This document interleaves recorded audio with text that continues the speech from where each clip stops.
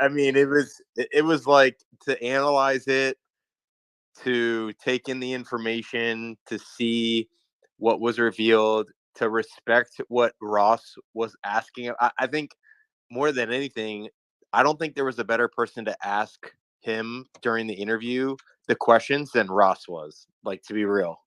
Yeah, no, I don't. I think the best scenario was the one that we got. It was Ross asking the questions, because Ross is no bullshit. I tweeted out earlier that he's like an old school journo where he's like, really boots to the ground, like, knees deep, elbow grease, you name it, like knocking on doors if he has to. He's from that old school, like, journalism day. And he's not afraid to get to the bottom of a story. And he asked the questions that we all want to hear asked, and he did such a good job. I'm so happy.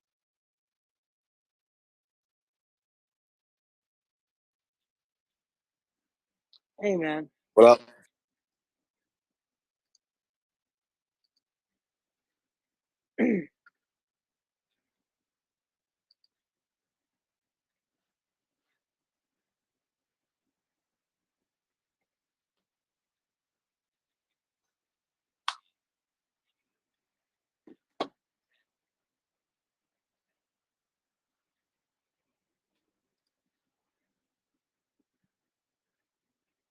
Well, there was many moments that even I was like, uh, um, I mean, just wow, wow. I can't believe this is being presented on national television to some degree, because to some degree it was national television, to some degree it wasn't. I get it, I don't. How many viewers do you think you got that? How many viewers do you think actually watched that?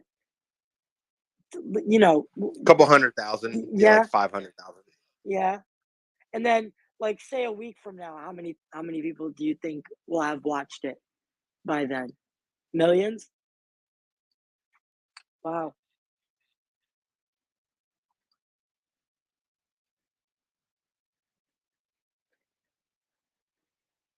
That, it's amazing. It's amazing to me that, like, it's, and I mean, to start with some of the things that were talked about. I mean, I'm going to start my last page. I mean, the last thing I've written down is was an agreement made between the American government and non-human intelligence. And yes, to some degree, there is credibility to this claim. That blows me away because even I draw the line somewhere, and Tom knows this, like from our podcasting days. Like I draw the line like so hard in the sand. For me to for me to have heard that out of that guy's mouth, I was just like, no, because that means like what if the Eisenhower girl, what's her name? What Eisenhower's like, great granddaughter or whatever. She's always talking about that treaty that Eisenhower made, and With the with Grays, the yeah. Greys, yeah. Yeah, and it always seemed kind of like weird and like, okay, yeah, it's a little bit outlandish, but like cool, like your Eisenhower's like, you got the namesake and everything, so we won't bastardize you too much. But all of a sudden that took a different turn on myself there.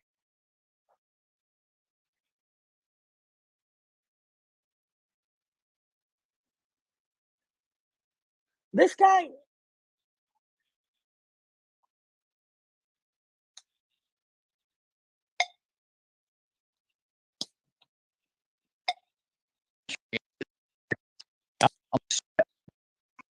yeah, man, I was sweating through that whole conversation, man. Or not conversation. And that was just an hour, That was bro. just an That was hour. just And there was like just to, 7 hours.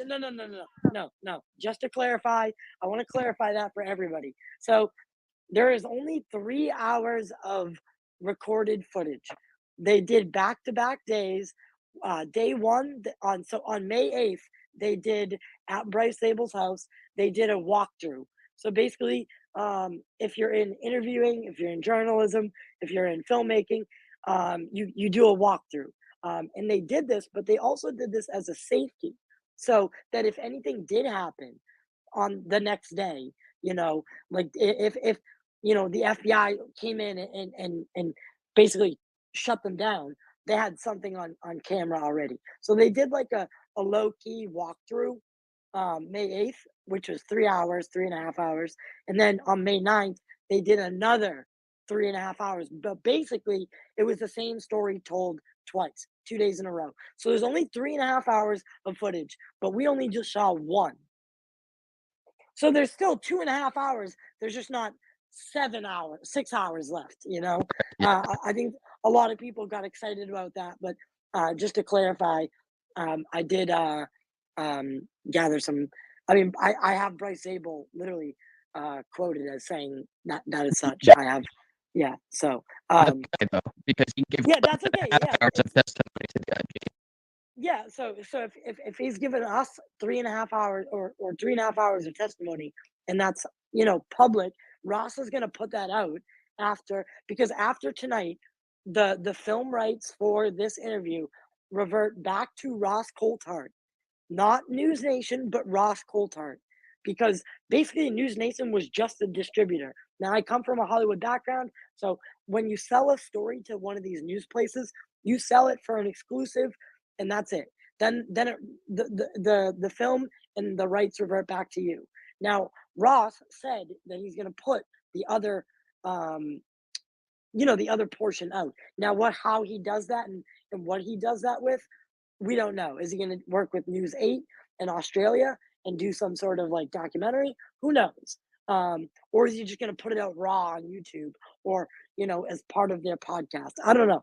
That's up to them, but we will get the other hour and a half, 2 hours that is recorded. Ross did definitely say that. Yeah, it'll get out there. Real quick, just want to acknowledge, just because I see some of the people that are in here. There's someone here right now that was our that stuff, and I can't wait to hear his take. So say hi to Darcy, the maker of one of my current favorite documentaries, maybe like ever. I'm Oh really yeah, super Darcy. happy to see her. Darcy, I wanted to invite him on the podcast Hey, because he was on that UFO podcast, and or I really liked his talk. And then I went and bought both of his movies, and I actually Fast Walkers was great, and Secret Space UFOs also great, and yeah, I would love to see more, and I would love to talk to that guy because he's a Canadian, I believe. I believe he's from Canada. Bro, there's so many topics Yeah. that were covered. I So feel like in that hour, like so it's so crazy. another thing I wanted to point out was, so the stigma was definitely created by the United States government. Along and we know this. They created, the CIA created the word conspiracy theorist. I think that was all to create this giant stigma around these kinds of things, because the truth is way more complex than we could even perceive, that they could even perceive. And we know when the government can't protect us, or when the government can't, you know, keep us safe, people start freaking out, and maybe they did keep the secret for a good reason for a long time. But I think the cat's out of the bag on this one, and we're owed a lot of answers. And Astral, if you want to start, taking some hands and taking some things, or taking some bullet points here. Well, I think just the I think the main point that I got from the whole interview is that an acknowledgement of non-human intelligence. I think that was used enough, and there were enough instances that were talked about, that there's a real acknowledgement going on now. Whether it was, and even with Roswell, like there was the Roswell stuff that was brought up, Yeah, but he said he but I just couldn't feel like talk about it. overall acknowledgement. Yeah, Yeah, but he said he couldn't talk about it, but then he proceeds to like confirm things go over it. and Yeah. deny things. So like I was like, all right, cool. So you're not telling us, but you're telling us. So thank you for that. I appreciate that. So basically, with the Roswell notes I have, so not clear to discuss, aka it's real. Um, some of these UFOs land, some crash. Says Roswell was a whack job. But the first crash retrieval in 1933 in Italy, and the Vatican was involved. the Vatican. So I think Yes. we've all suspected that the Vatican knew more than they were letting on, especially when they told us that they would baptize aliens for better for lack of a better term, they would baptize aliens if they came. We were like, wait a second, what? What did you just say?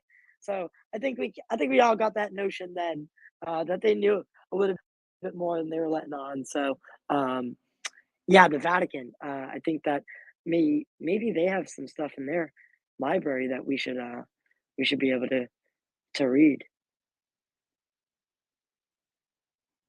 Dude, even with before, I feel like the information that has come out tonight, one of the things that could come out of all of the information from the interview is that independent journalists, podcasters, people who are really researching this can start to connect the dots and like put the puzzle pieces together now of all of these credible references, verifiable references, and that we can sort of put these pieces together, you know? Yeah, no, exactly. And Astro, I'm about to take a walk downstairs outside with the dog. So if anyone has their hand raised and you want to or if you and Tom want to talk about something for a minute, I just gotta get situated here. Yeah, Tom, go ahead.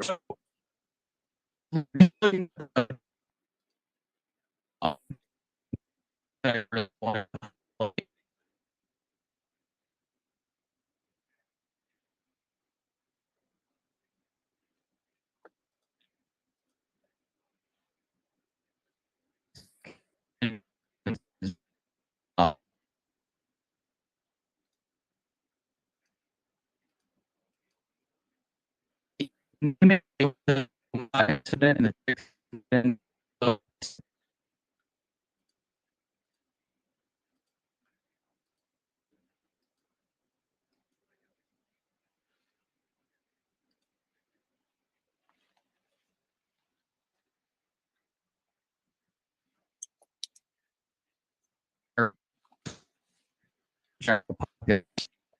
and to really hear what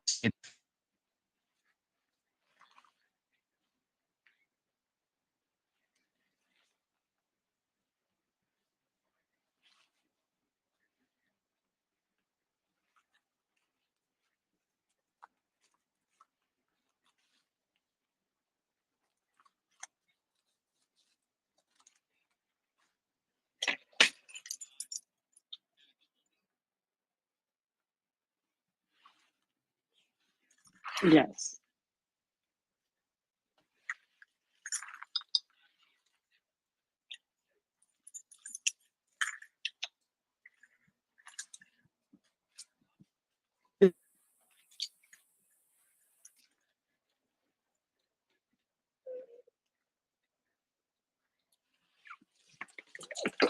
Urgent, incredible is key to the whole thing. It's the whole thing. So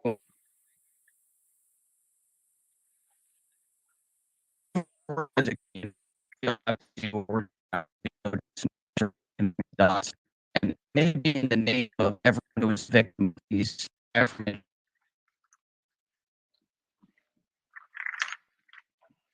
which which I'm which I'm very surprised that they alluded to so quickly.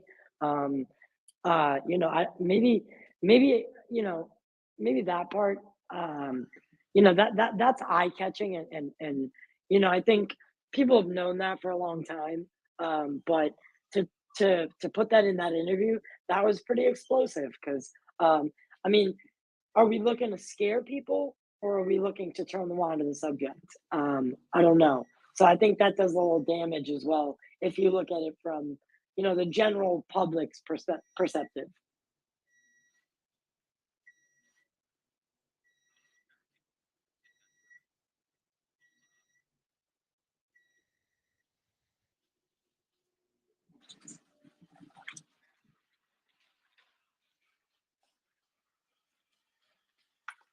Well, how's my audio? I hear both of you guys good. I don't have any audio issues as of right now.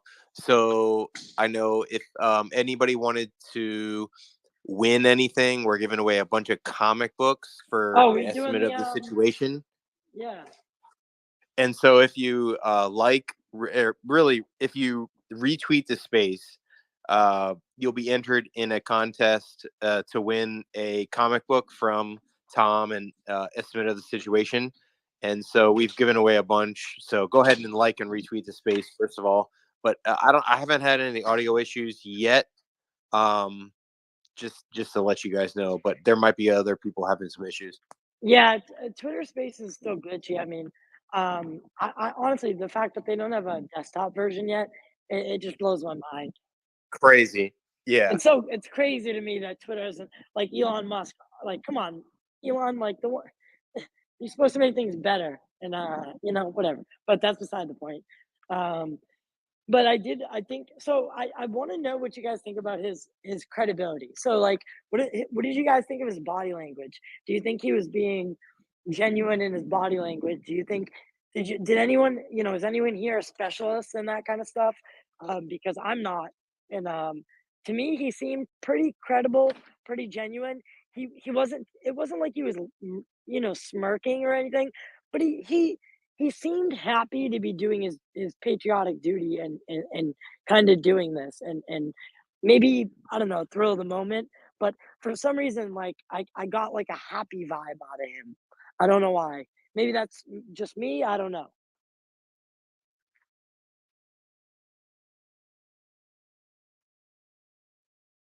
Uh,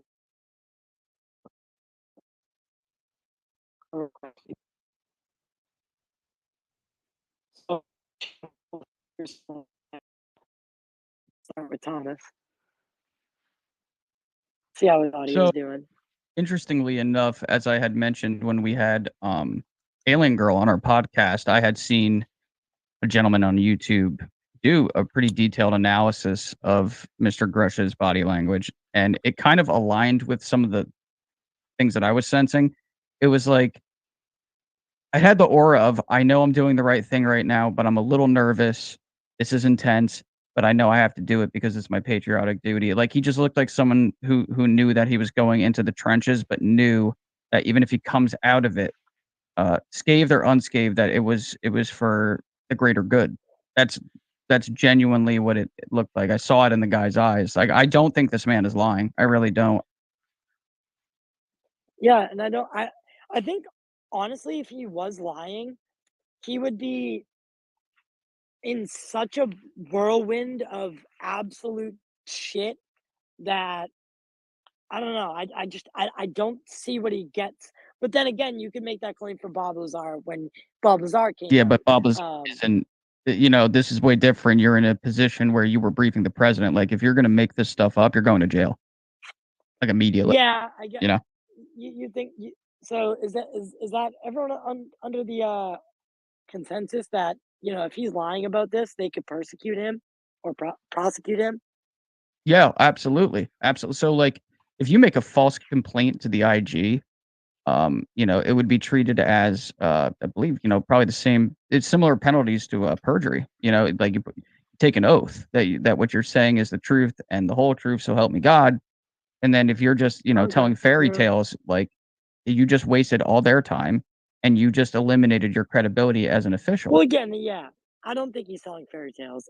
But so I didn't, what I will say about News Nation that I didn't like, they brought Mick West on, like yesterday, I believe it was, or maybe the day before, and basically they kind of like tarnished their own. And I've had Mick on the show before. Like Right. I like Mick.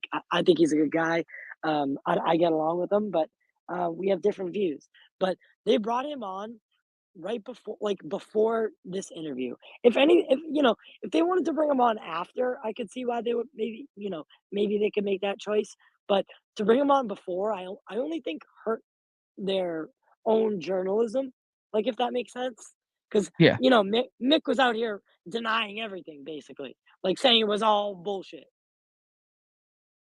Yeah. Well, that's the other thing too, is that like Grush made a really interesting statement talking about how there's basically this business that exists, especially online, he said, for debunkers, that it doesn't really matter what you present. Their job is to just debunk all of it. They're not looking for actual truth. That's not what it's about. What it's about is, how can we take what's being presented and make people not believe it, because that's their niche. I'm not. I hold back on some of these things sometimes, but I've become extremely irritated with some of those individuals, and I tried my best to be like the nice guy on UFO Twitter. You know that, but some of them, man, some of their takes are just full of shit. I'm sorry, they just are. It's just so obvious to me, and really do believe some of them are on a payroll from someone that wants a lid kept on this, and it's not about truth, about filling the pockets. I really believe that. And Daniel had his hand up, so Daniel Jones, if you want to chime in on that. Yeah, hey guys. I see a few other people had their hand up before me, so if you'd like, they can go first, and I'll come I'm up just here. going in order of I see them, so we're just going. Oh, just really quick, we Astral, Chase, and myself, we hosted a space just before this this release, and we got into a lot of different disciplines. I was surprised to hear at the very end, and some of you also may have caught this as well. I think that questioning credibility and things in the body language, these are all interesting things to look at by way of a investigative journalism, and trying to make sense of how someone delivers things. Things could be turned apart in many different ways. I will say though, just on the scope of what News Nation is providing, I think helped to balance the playing field, so to speak, by having someone like Mick kind of give to counterbalance the biases of people who look at this and may think that maybe they're leaning too forward into this whole idea. If they're not of the impression that this is legitimate or anything, they could see this as an extreme push for grasping at straws. In the sense that maybe if they don't believe it, but having someone like Mick on there, I think helps to just level it out a bit. So just to kind of play devil's advocate there, I do think that they're just trying to push for objective journalism by doing that. And of course, you can hear the pushback by Ross.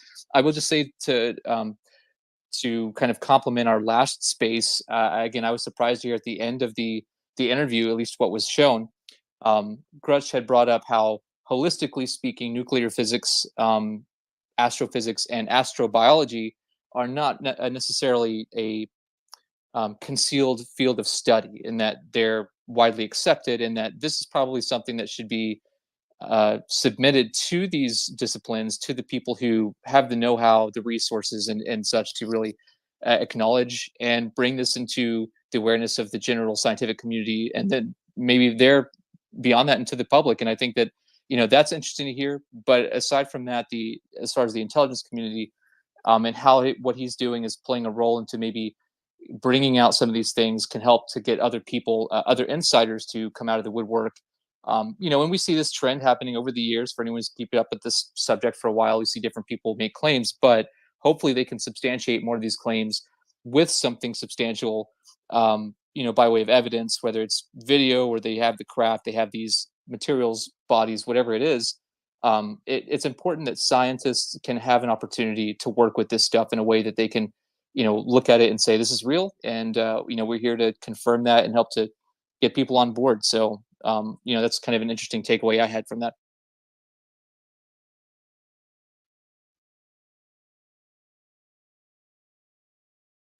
So I think Trivectaverse had the hand up next. So yeah. So the interview, I'm a professional reader, and this guy's the real deal.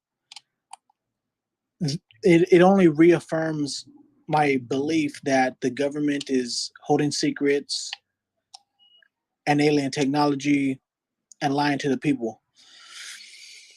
This is historical and will always be remembered as the tipping point and the final straw,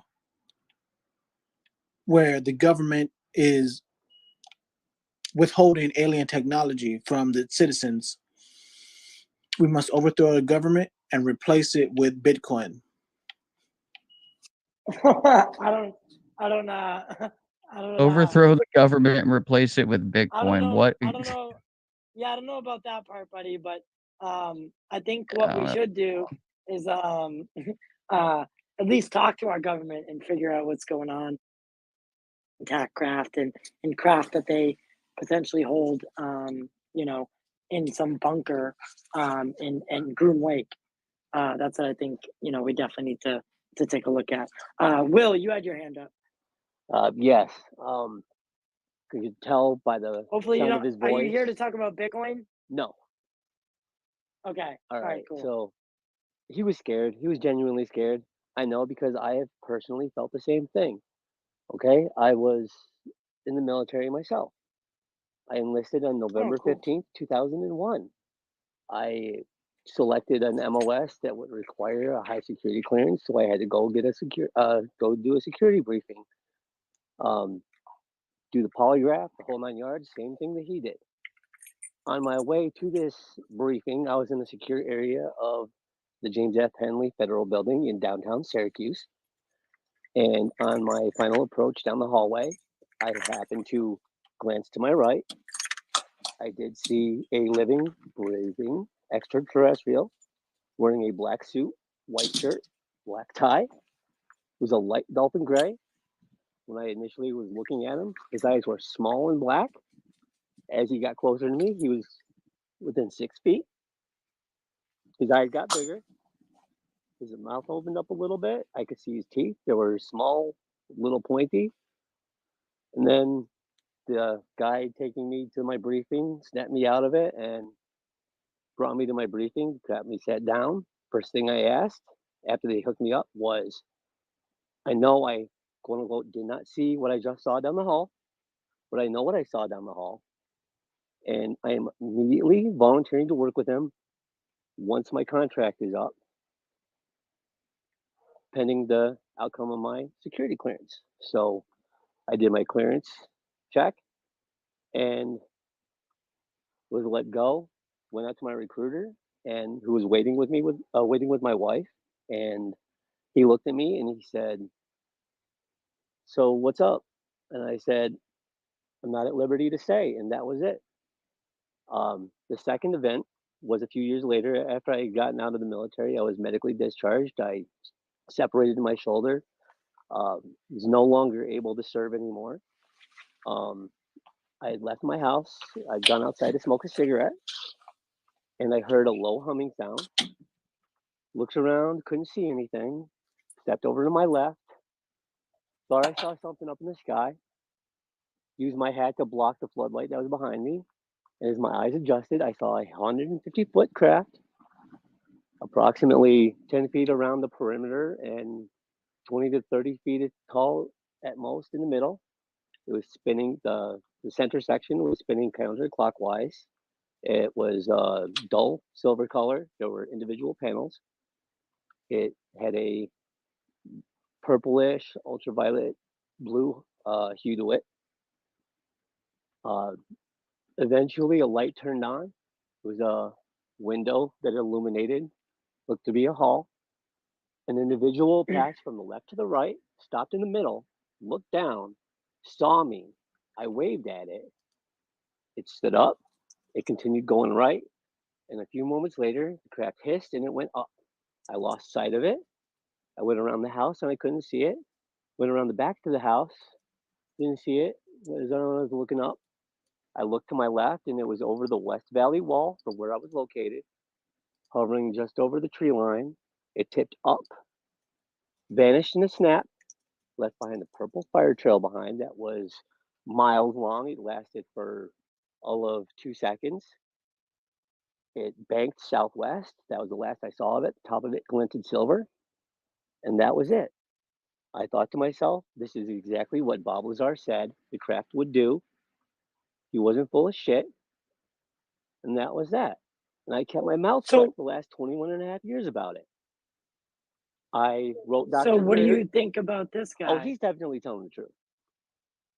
Do you think he's Yes. telling you think he's telling the I truth? come from a deep line of military people in my family. All my grandfather's brothers served. My grandfather's oldest brother served in World War II, Korea, and Vietnam. And from what my grandfather told me, he flew a plane in the CIA in the early 70s, and that was the end of his career. After that, he settled with his family in San Francisco, and I believe that's where he's buried. You can easily look his headstone up on online. His full name is William George Niles. His wife also served. They were buried together. If you have any other questions, feel free. Yeah, no, but I just I want to get back to the David Grush story. But So that's how I know that he's telling the truth, because I saw stuff in person. And so you saw similar looks on him that you maybe have had. Definitely. So I know the feeling. I find that to be. I know the feeling. Yeah, and I find that to be very. Not even he didn't see stuff in person, as far as I'm aware. He didn't say anything.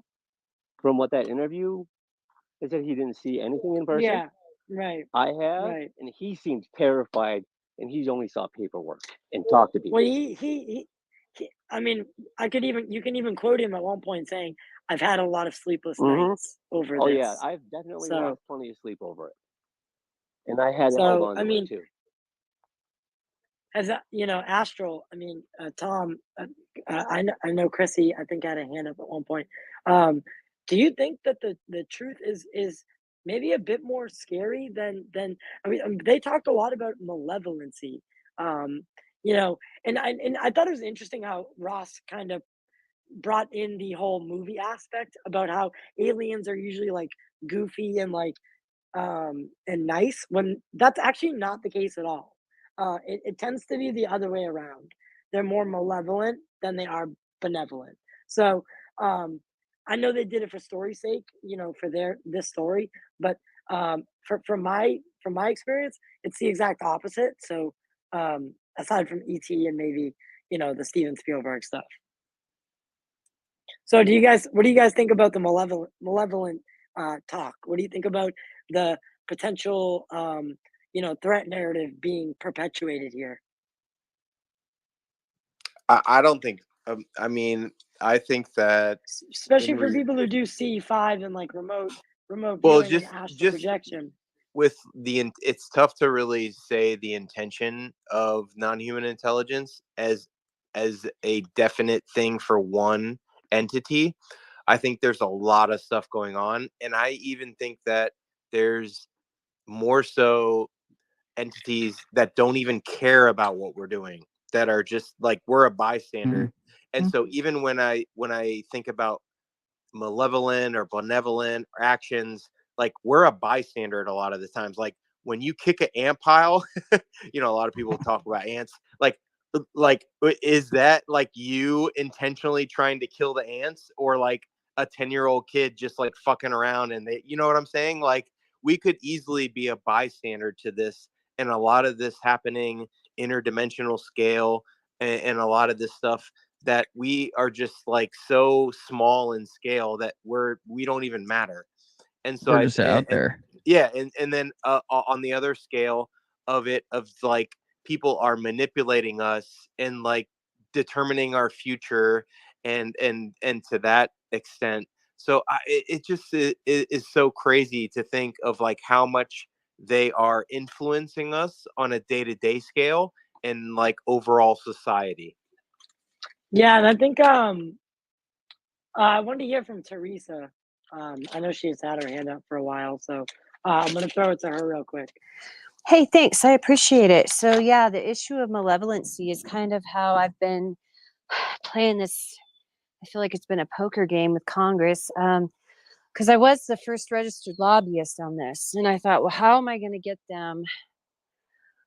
I mean, I had congressional members tell me their own experiences at dinner and burst into tears about it. Like, so, and everybody in DC wants to talk about it, but quiet. And I thought, well, how am I going to force their hand here? So that was part of what I focused on. Like, people are being experimented on. It's not just kicking an anthill. If you talk to these abductees and these experiencers for generations, they're being abducted. They're children. They're just all of this weird genetics research stuff. I kind of am wondering if the aliens are eugenicists. So that was kind of the angle I took to try to push them. because I started to say, okay, well, look, somebody has to take accountability for this. And if it's not the aliens, then what? Is it dudes in suits? What is this? So that they have to account for that. And so I think it's really interesting that that was a big portion of the talk, because that was kind of my angle. Like, all right, guys, somebody is accountable for what's happened. People have been injured. People have been healed. Well, it's funny. What's weird is there was that whole thing with J. Christopher King, where people were telling him that the abduction phenomena and related stuff was going to be the last thing that was going to be talked about. And now here we are, a week and a half later, and it's at the forefront of like one of the biggest bombshell interviews of all time. Yeah, I think that So was we thought they were gonna push this whole thing down, like the abduction. They were gonna wait till like the very end to tell us all about that. Yeah, I think that was the best angle I could figure out to push them, because if they have to account for this. People I've been doing this for 35 years, and when I was taking a shower tonight, I was thinking about I know people who had their UFO interest brought up in their child custody cases. And Really? it's been held against people in divorce, custody cases, legal, all kinds of legal implications. That you're a crazy person, you're a crackpot. Oh, this is a crazy. Yeah, it's been. And if you previously, if someone went to an uninformed mental health professional, delusional, schizophrenic, I mean, the implications of this for real people's lives are so enormous, and they've been vindicated now. And I was thinking of I was Marilyn MUFON director, and I knew a lot of people going through divorces, and they would have a spouse bring it up. Oh, that person is an alien. They investigate alien abductions, and they're crazy, and they have no business being around children. And now who's vindicated now? This has real big, real life implications. And it seems like they're coming forward with it. And I hope a lot of people feel vindicated and know they're not crazy.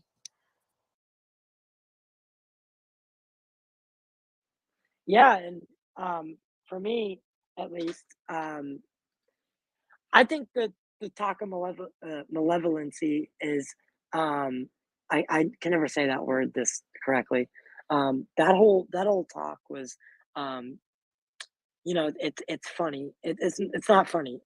That's the wrong word, but it's weird because the Dr. Greer and the CE5 people, who are about to have a conference, and like they're calling it Disclosure 2.0, and Greer's kicking up the campaign right now. Um, no matter how you feel about the guy, he is informed. I don't like how he tried to insert himself into this narrative, but he's having his little National Press Club event and then conference. But they often say that there are no such thing as malevolent advanced species, and I've always kind of been like, well, that doesn't really make sense, because like there's always a yin and a yang. So why is there only one? Like why is it all fairy tales and butterflies? So I don't know how you guys feel about that.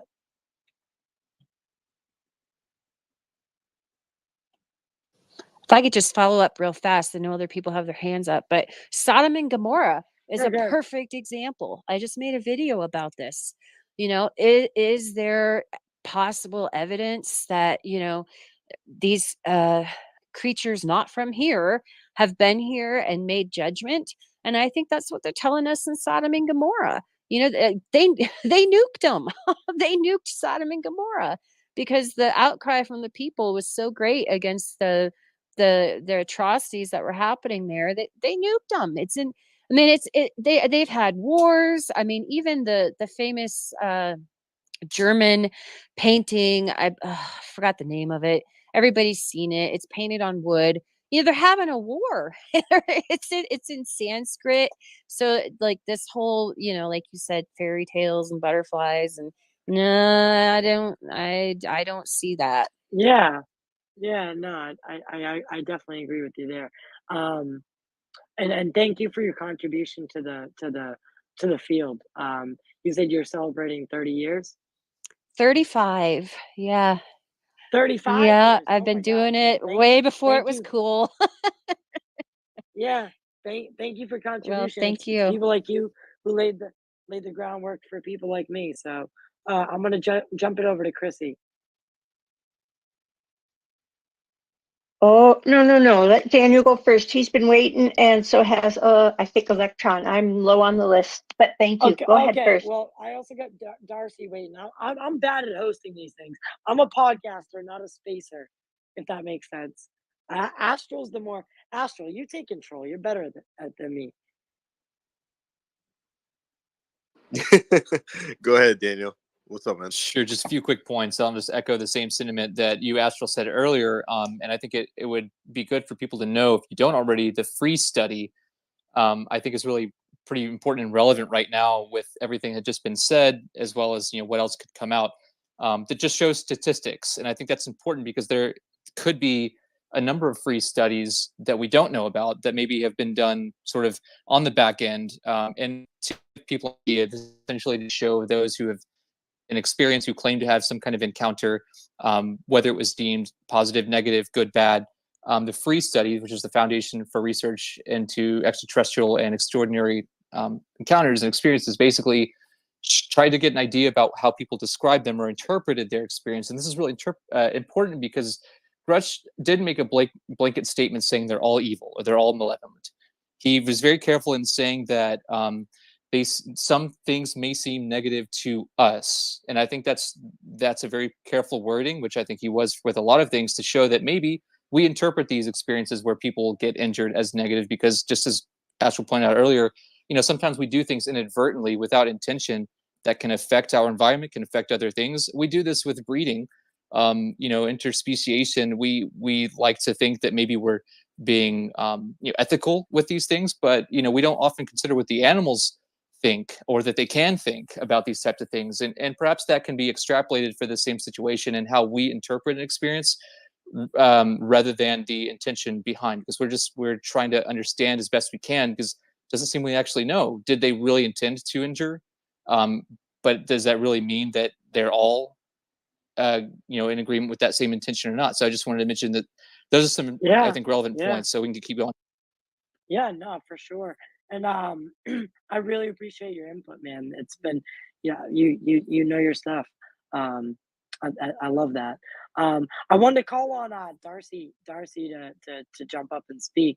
So Darcy, the floor is yours. Okay, I don't by like the way. that. Thank you. I don't like skipping line because I guess Electron and Chrissy were in here before, definitely with their hands up. But I just wanted to quickly, first off, ask you guys, because I have not seen it yet. I'm gonna have to catch a replay. But if you guys took notes, what are the top 5 bombshell things that were dropped in the 1 hour? The 5 major points that were made that were kind of aha moments for people that might be coming in late, like me. And then my other my interpretation of this phenomenon, looking into the abduction phenomenon and stuff, and exactly like what Daniel just said, as somebody could be a cattle farmer or a scientist that deals with animals, you don't look at it as malevolent when you have to, kill one of your livestock or, put them through the grinder, and so to speak. And with the abduction phenomenon, a lot of people that have been through that kind of recall that their captors were emotionless. It was very strategic and forensic and, straightforward. Betty and Barney Hill did say that when she was on board a craft, there was a needle stuck into her abdomen. And she screamed in pain, and one of the leaders waved over her head, and immediately the pain was gone. So I don't think that they have malevolent intentions, but they maybe may have indifference. they may have indifference, and they may even look at us as a lower life form that they don't have to care for, Right. and Right. and even seeing just like snippets, David Grush saying that Ross Coulthard's like, are you saying right now that a non-human intelligence murdered human beings? And he's like, well, in a way, yes. And it's just like, maybe that was a defensive action that led to our death. Like, we need to know more. But what are the top 5 sort of ahas that happened in this 1 hour interview, if you don't mind? Does anyone else want to go with that, or because I can do it, but We all have one notes. that the Roswell that pointed out for me was just Roswell. I'll just say that. I agree with that. I feel like So- it was very telling the way he reacted to the question about Yeah, Roswell. That should so- speak volumes. I would say this. Number one would be that the U.S. government has intact craft and potentially even pilots, and we have had them since 1933. Number two, Vatican involved to some degree. Number three, the cover up and the disinformation campaign against the American people and the world subsequently has been not only real, but at times deadly. Number four, an agreement was potentially made between non-human intelligence and the United States. To the degree we do not know, but hopefully more information on that. Number five, I would say it would be the malevolent species, and it's interdimensional. So it's not just extraterrestrial, but these things may be interdimensional and extraterrestrial. All the words, all of the above. I totally butchered that last one. Extratemporal or whatever. I think it's extratemporal. I think, Yeah, right? I think I be, say that right. It could be any of and all of the above. We still have no idea. So extra chicken tempura. Yeah, I think those are the 5 biggest things to come out of here, and those and his credentials just, alone back that up. This guy was giving the presidential briefing every day to the president.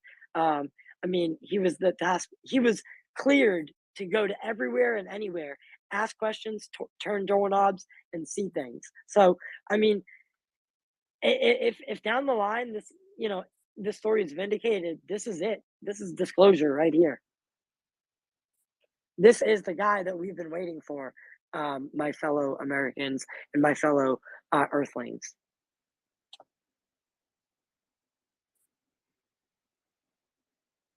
But let's throw it to someone who's been waiting to speak. Who's that? Who's next? Chrissy. Hey, Chrissy. All right, I'll go. Thanks so much. First of all, my apologies for all the thumbs down. Oh, so much. We missed Thomas's input for a while there. All we heard was silence and clicks. And it's just like, where's the button? Where's the button to help make Chrissy, that? real quick, thank you for sending that message too. I just want to acknowledge the fact that she sent me a voice message to let us know we were having technical issues. So I feel like you deserve a nice silent round of applause for that. We appreciate that. Thank you. I even made sure I went out first and redid mine first to make sure, because I thought, God darn it, I so much want to hear what you were going to say. So thank you. Quite a night for me to watch this. This was quite amazing as an experiencer. I'm sure there's people in this room that do not know my story, and I'm not going to get into it. But I just wanted to say when I saw him come in, sit down, and begin to talk, and I'm not really like watching for any one thing, but what I got from him was his level of one of you guys said, the tension. You could feel it, you could see it in his face, the way he was holding himself and stuff. And it's interesting that I could feel that the way that he did his level of holding it all in, because you do, because you're fighting with happiness, you're fighting with confusion, you're fighting with, silliness, going, my God, why did they talk, why did they come to me, whatever, why did I see this, why me? And then you're like, I got to tell everybody, and you're trying to keep a lid on it. So it's great to see how he did so well telling us all what he now knows to be true in his art. But I also want to reach out to the people in this room that have had experiences or may have experiences in the future. And I agree with you, Total. This is a game changer. This could be.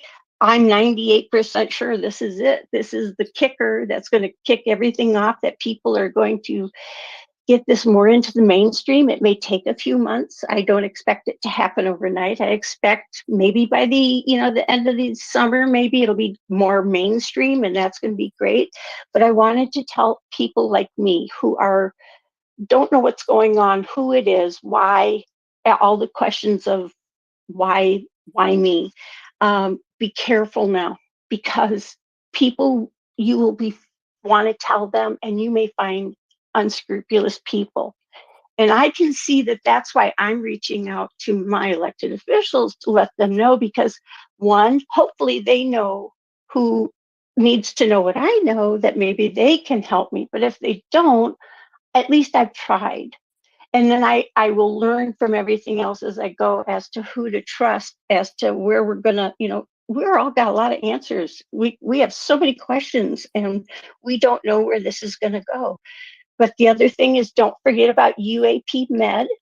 I think that if anything, if you really need some guidance, reach out to them, and don't forget that they're there. Thanks for having the room. I'm so glad that you're doing this. Thank you.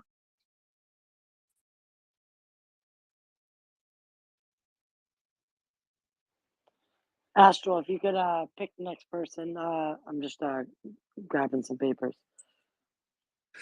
Well, yeah, I'll shout out UAP Med real quick. UAPmed.org is a website that is looking for professional medical practitioners, either the mental health field or medical field, that are working with experiencers. So if you're somebody that you think could or you think would be open to contributing to the cause, head on over to uapmed.org. They're one of the sponsors of UAP Twitter Week. So thanks for mentioning that. That was actually really cool. I'm also a sponsor. Of course you are, bro. Yeah. Total disclosure. Total Check out disclosure. all of the podcasts that Ty and Cortex have done. No doubt, dude. Go to totaldisclosure.org. We're gonna be The reason I mentioned it is because I made their website too. But dude, I definitely, I mean, shit, You did a great job with that, Astral. By the way, you did a great job. Astral with did the make the website. website. It's fantastic. You did such a good job. He still has to teach me how to use it and how to update it. Yeah, how to update it. But I need to learn how to website. Yeah, I need to learn how to website. But no, overall, honestly, I think, in my opinion, this interview is, like Chrissy said, the kickstart. So this is the field goal kick, and we're putting it right through the uprights with this one, because I think if this can gain traction by the mainstream media and by media in general, doesn't have to start at the mainstream media. I think Christy said it again. We're not expecting overnight, but if this can trickle down, and throughout, and you, anyone listening, you are an ambassador. Your phone can get things tweeted to people that normally wouldn't see these kinds of things. If you can, where the older people are, more, more statistically, share these things on Facebook. Get the word out to your local friend group, because the world is about to change, and the more people are informed and know what to do, or know questions answered, or at least partially, the better. and because I think this is just the beginning. There's going to be much, much, much more to come. Well, dude, even just with getting the word out, like and retweet this space, you'll be entered in a contest to win a estimate of the situation comic book and a bunch of other stuff, as well as just getting the word out on this space itself. It's recorded, so you'll be able to go back and listen to it as well.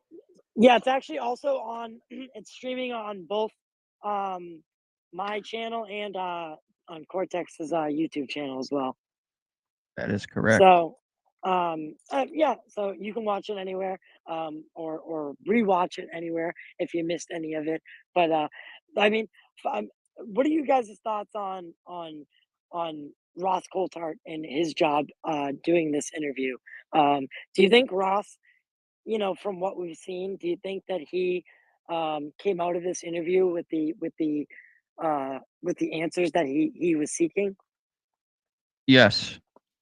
I'll just say real quick that there were a couple questions that Ross had even asked that I was like, man, that was like, oh, dude, perfect. Like, there was one in particular where he asked, like, what's basically coming next? What are we going to do? And what are what is the NHI going to do in response? Because Oh, clearly, I love that. I love well, that because he you asked got to that figure they're question. aware of what we're doing, so they Yeah, got I to love know this is that. happening. I That love was that such he a asked that.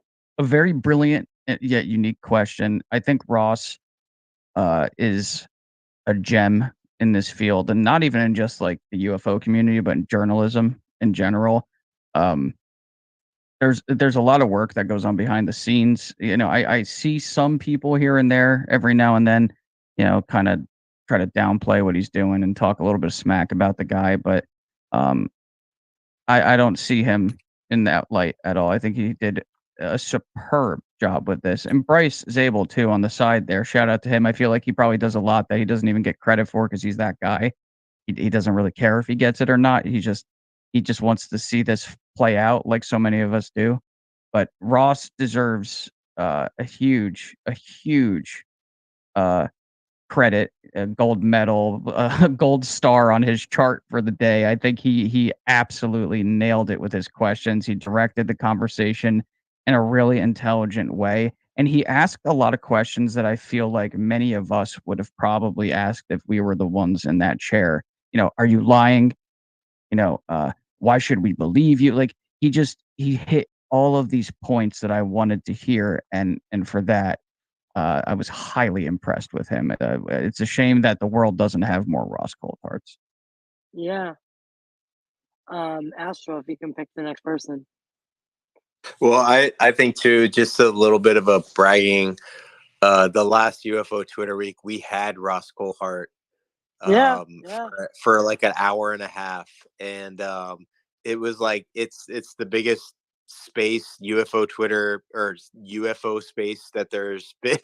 It was like 10,000 views right now, but Whoa. just to have him be able to jump in, but to also, I feel like if you were to select a journalist or to someone that would be knowledgeable enough to present this to someone who didn't know anything about the subject, but to also present it to somebody who's been very interested and researched into the subject, he asked both on the spectrum of the questions that needed to be asked in that interview. For sure. That version, because I'm sure he got into the nitty-gritty on this, and that's what I can't wait to the non-news nation worthy stuff. The stuff that we want to hear, not the general public. The general public wants the bombshell stuff. We want all of it.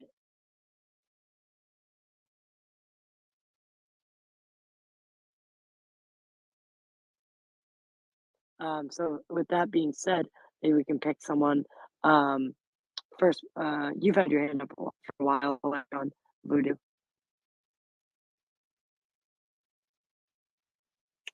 Hello. Yes. Thanks, everyone. I guess I'll take the contrarian view here. Listening to some of the remarks, I can hear kind of the wishful sentiment, behind what should have been revealed versus what actually was revealed. A bombshell. This was not. You don't think I hate to so? break. Okay. I hate to break it to you folks. I like I've that though. I like that you have that Yeah. opinion. I respect it. Yeah, and I'm former military. I worked in special operations. I had access to special access programs, and I'm going to tell you, I've had higher classified conversations in bar settings than what Dave or what Ross, talked about. And let's not forget, that Ross Coulthart, yes, he has. I would say Ross has probably more journalistic integrity than Jeremy Corbell or Jeremy is not a George Knapp. journalist. Jeremy, No, totally, and I hate that he says he is. I agree. I agree. And like, I respect Ross for that, for that investigative rigor, that he is asking the hard questions. But at the end of the day, we can't forget that Ross ultimately shopped around for this story, and that he shopped around at multiple media outlets, to get this story out. And it was promised, from allegedly those in the know, that his, and I mean his, meaning Dave's story was going to be a bombshell. But, after looking at it and after hearing it and having my own experiences, this is a complete, absolute nothing burger. Wow. We got more firsthand. I mean, think about it. We got more firsthand knowledge, from the actual Roswell crash. Like, we got firsthand witnesses to tell their story. We had firsthand CIA agents, government agents, writing stuff in their diaries about stuff that they saw. And the biggest takeaway, from the Grush interview is that he stated himself he has not personally seen and he has not interacted with But not only UAP, but he has not interacted with the program. That he is only. But you don't think that an intelligence community member such as himself coming out on a stage such as this, breaking this as a, not just saying it as speculation, but saying it as fact, is the biggest and of utmost important story that there is right now? No, because no new information has come forward. What do He you is mean? only he is only regurgitating. He is only regurgitating information that has been We have to presented. do that for the general public, though. We can't start I we can't I presume agree. that everybody knows that.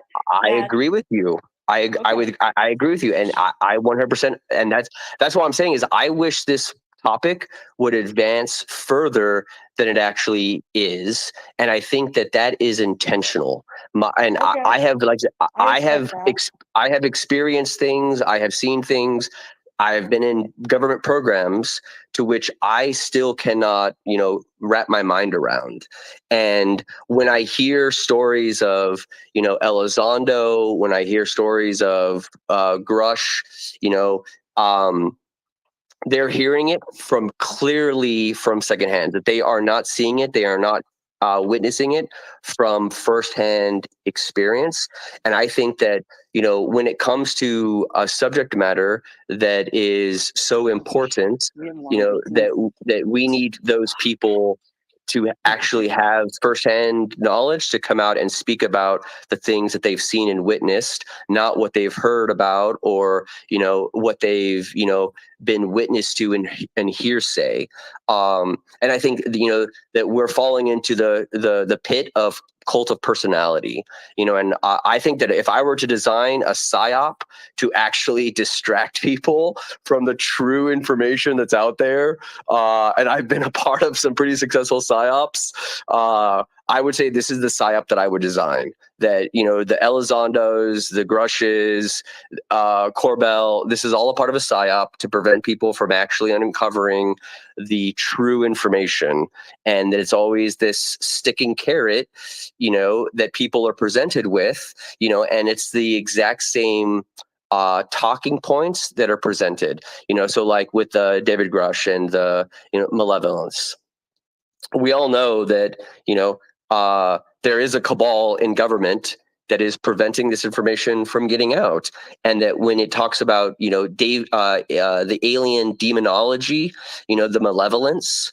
that is rooted in Christian fundamentalism and Christian extremism because of the ontological shock, and that, you know, there might be powers that be that want the malevolence to be, you know, the defining narrative, because I think we are in a battle for what the narrative of this subject matter ultimately means, you know, and the people that have not personally seen this, the people that have not been interacted, they're not going to be the ones with the answers. And I think that's where ultimately government has failed, is that they don't have the answers. David Grush, you know, the one big takeaway from him is that, yeah, the government doesn't have the answers, you know, and we're not going to find the answers, you know, in the government. You know, I was hoping that there would at least be, you know, whether it be the New York Times story that was alleged to come out, or, you know, the next interview, I was at least hoping for like a Gang of 8 video or something, you know, like give us the evidence at this point, you know. But like I said, is he credible? Yes. Is he believable? Yes. But that's not a part of the scientific process and the scientific method. At this point, the people need the data, you know, and I think that, you know, any narrative shaping is only detrimental to the discovery that we are at the precipice of understanding. Honestly, I respect everything you said, and you said it in a way that's, you know, not demeaning to anybody who does, you know, who had a different takeaway. So thank you for being respectful about your opinion. And you know what? I think you made some great points. It definitely is the same. You know, I don't think we heard anything that we've never heard before tonight. You know, this was all more confirmation, and I think it's the validation that people were waiting for from someone like this in the intelligence community, who held such a high rank and who had such a respectful you know, view of him prior to his departure. And even, you know, maybe even still, clearly people are still willing to vouch for his character and his demeanor and his whole story. So Yes, but once again, the like that is I like I said, I do believe in he is telling what he thinks is the truth. I do believe that, you know, and like he's an intel guy, you know, and there is the argument that's been made that, you know, there are people in the UAP task force that are not happy with how disclosure has been discussed.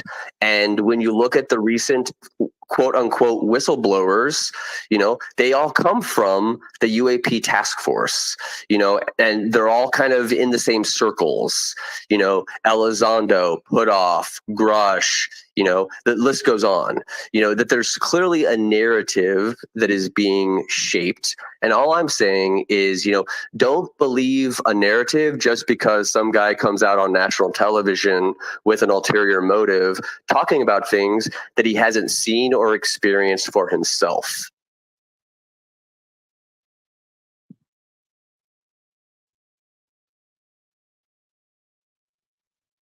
Stone, what's up? Hey, what's up? So there was like some things that I thought were pretty standout. First, like Ross Coulthard saying in the beginning that some of the people in the UAP legacy programs were saying he was credible, and yeah, they were like this. Grush, he said, "This is what I believe to be true.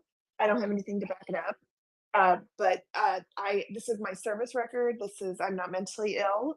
I was not a believer, and it's like he had his experience by disclosure while he was in the government. So it probably became something phenomenal to him.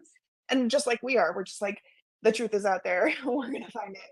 And so he's with his clearance in there doing that. And this is the best he can do, but it's like a call to action. He's saying all of these things are potentially true.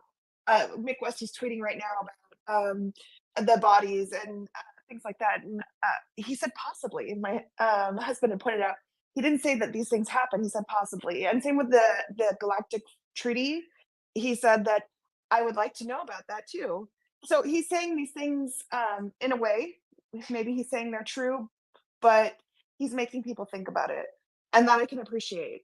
Like, hopefully more people come forward and just say, yeah, he's telling the truth. He's telling the truth. And with his background, he's hoping, like, if you were all at Thanksgiving dinner and he was your uncle and he told you these stories, and he, he's a decorated member, you probably believe him. And that's basically, he's doing it, but with a big, huge audience. And it's just going to keep getting better. 100%. I could not have said that better myself. Absolutely. And shout out, we have over 120 20 people listening to the finale of UFO Twitter Week. We just went through what I would consider one of the most hopeful dominoes to fall in the UFO, truth embargo game, if you will. I think the pressure's on, and I think if we can keep the pressure on as a community and as one, not a community divided, but a community, then I think, they're already talking about hearings based on David Grush and his testimony, and they were already talking about hearings before David Grush, sometime in June, July. So, now we're looking at maybe possibly 2 sets of hearings or one big hearing. So whether that's behind closed doors or not, it remains to be seen. Regardless, this topic is being advanced quicker than it ever has, ever in human history as we know it. This is the first time that this topic has been taken this seriously and at the levels that it's been taken. So I think, every Twitter who's tweeted that hashtag UFO Twitter, you owe yourself a glass of wine, a beer, a joint. For me, I'm sober. Yes, so, sir. A nice Coca-Cola, pat yourself on the back, because we're all marching towards the same goal, and we might get there on different ways. We might struggle along the way. We might fall, but we pick each other up and we march forward, and that's what we're supposed to do. And until we get the truth, that's what we're going to continue to do. And thank you to Astro for putting these UFO Twitter Weeks together. I was very grateful to be a part of this one, sponsoring it and doing some other promotional stuff for it. So thank you, Astro, for putting this stuff together. And dude, this is going to be an avenue in the future for how news is going to be only going to distributed. grow. Yeah, it's only People gonna grow, come here for news more than they do mainstream media at this point. Yeah, absolutely. And I think UFO Twitter Week's only going to grow. And, pretty soon people are going to be wanting us to do it. It's going to, UFO Twitter Week's going to become its own convention, its own conference. That's what we're going to do eventually. That's the end goal. So, have a nice conference in New York or something. So I think that'd be, like the Inquire Anomalous people do. I think that'd be really cool. I was just thinking this morning, we don't have enough UFO conferences. So that's like, yeah, cool. Especially on the East Coast. I'm just messing with you. Yeah, no, so East Coast? Imagine UFO Twitter Week turned into like a dedicated conference every year. And because the subject, advances, I mean, look at the conversations we're having now. Imagine 1 year from now. I for once, I am like the most hopeful I've ever been. Bro, stop it. I'll put that shit together right now. Let's go. I'll put the money up. Let's go. Do it. We'll rent Let's the go. hall out and everything. That's it. We'll do First November. No, the first speaker, Daniel Jones. Daniel, Daniel, what's up? No. First speaker is what's that guy's name who did the cigarette thing? Oh, what was his name? He used to be big in the UFO field, and now he's doing like YouTube, like weird. God, we were just talking about him the other day.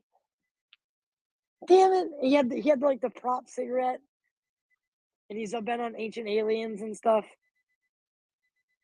Come on, you guys know who I'm talking about. No, I don't. I don't know Yes, what you're you talking do. about. Yes, you do. Unfortunately, Yes, you no, I do. really don't. The guy who's You said cigarette, and I thought of the guy from Yeah, the yeah, X-Files. no, I thought of the Marlboro, dude. remember the prop cigarette he did, and he did it the whole stream like with like a prop suit on. Oh, David Wilcock. David Wilcock. Oh, Yes. yeah. Oh no! Yes, Oh my yes, God! yes. They'd be like, this He suit's had really it right, yeah, expensive, he's but right. that doesn't change the fact that NHI is interacting with humans. I'll slap the shit out of David Wilcock. I'm fucking dead. I'm dying laughing. David Wilcock, first speaker, UFO Twitter Week conference. No, in New York, don't. New No. York With City. Corey Good. With Corey Good co-hosting. Corey Great. Yeah. Oh my God. No, I'm just kidding, guys. I'm glad we could have some fun though. I really am. Does anyone else? Any final thoughts on the interview itself and just the demeanor of everything, what your final takeaway is of it? What's going to be the conversation tomorrow in mainstream media? Is this even gonna push a radar? Go ahead, Daniel. So yeah, I'll just jump in really quick. I think this has been great. Awesome input by everybody, and I'll just mention this really quick. So basically, my main takeaways I posted up at the top, and I think that's not just for people, here or just the UFO community, but just in the general public.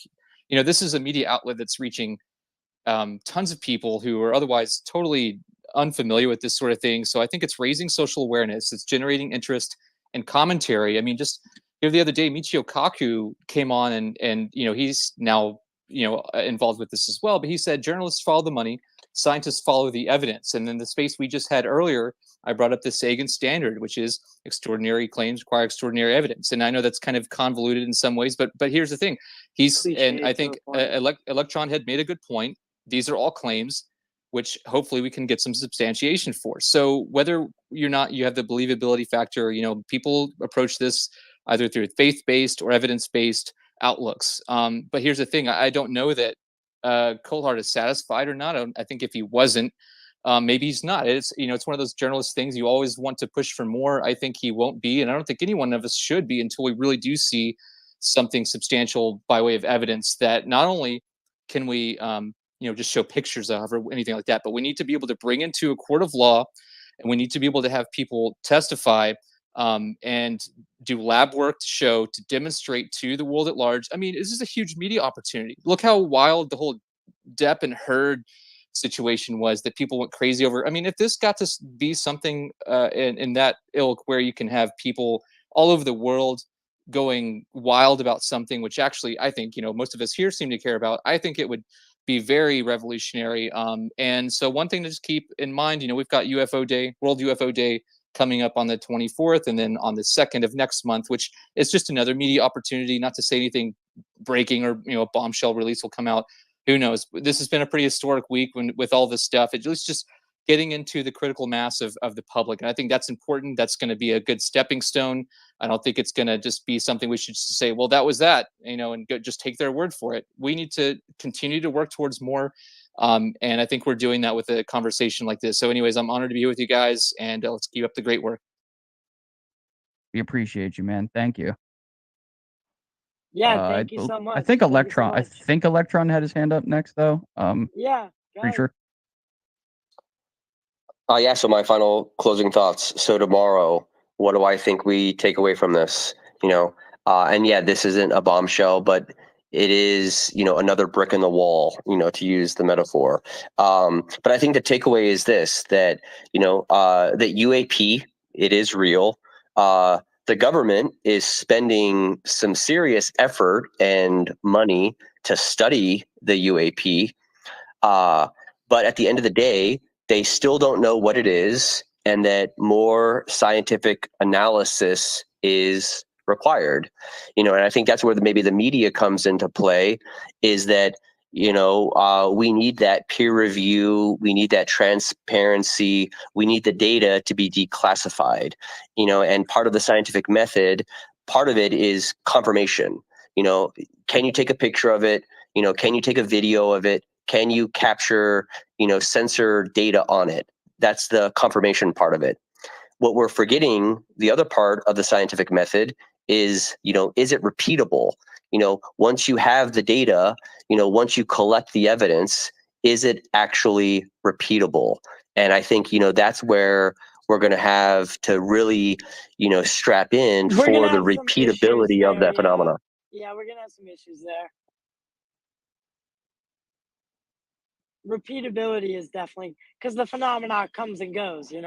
It's who are we to determine if there's repeatability even to it, or even Well, that's the point, though, is that in our understanding of the scientific model, our observer effect, we can in fact make the repeatability evident.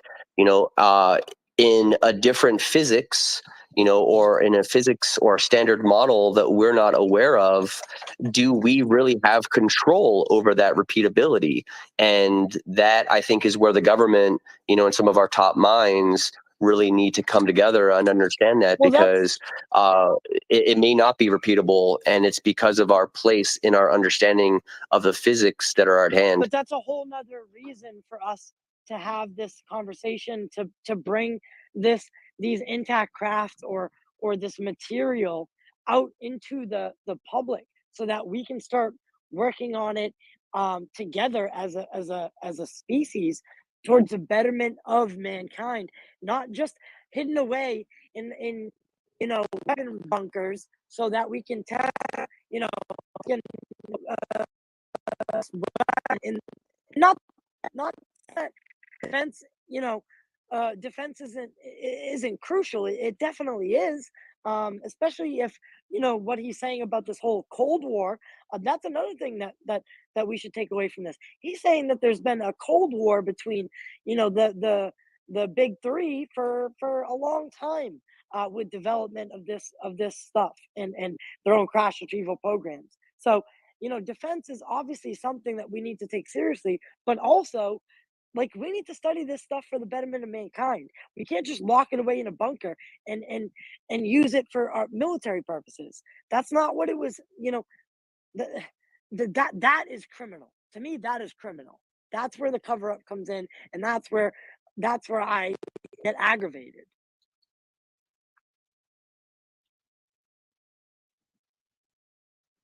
I'm about to walk into the convenience store if someone else wants to jump in. So I'm having a hard time reconciling what Kirkpatrick said from Arrow, and I'm actually in contact with one of the researchers from his office. This was my baby from the beginning, starting this in Congress, and so I'm having a hard time reconciling what he said, what NASA said, and then now this Grush guy comes out. Well, wouldn't he have given this information to Arrow and NASA when they were investigating this? Why would you wait for them to come to a conclusion and say there is no evidence of any extraterrestrials? Or he used the word extraterrestrial. Why would you do it now? Like, isn't this something you would given them before? What he's saying, he did give them the information, but they were being withheld that information. So they were denied access to these crash retrieval programs. Well, but if he wasn't even a part of the programs and he's able to get access to it, why wouldn't he have turned it into them before? So I'm just saying, I'm having a hard time reconciling the timeline here, while we have NASA, who are scientists, telling us, and I've spoken, I've been to multiple conferences with, I was at a conference with the top planetary scientists from NASA. And now, they're like, they're firm in this. I just interviewed an astronomer from the Vatican Observatory. No evidence for extraterrestrials. And there was an interesting caveat where he said, well, maybe an ancient advanced civilization that keeps surviving. But I'm just not understanding why there wasn't more cooperation before NASA and Aero came to their conclusions. And then now we have this Intel guy running out. Oh, no, wait. I'm telling you all this stuff. But, as Electron pointed out, like, that's in the job of Intel guys.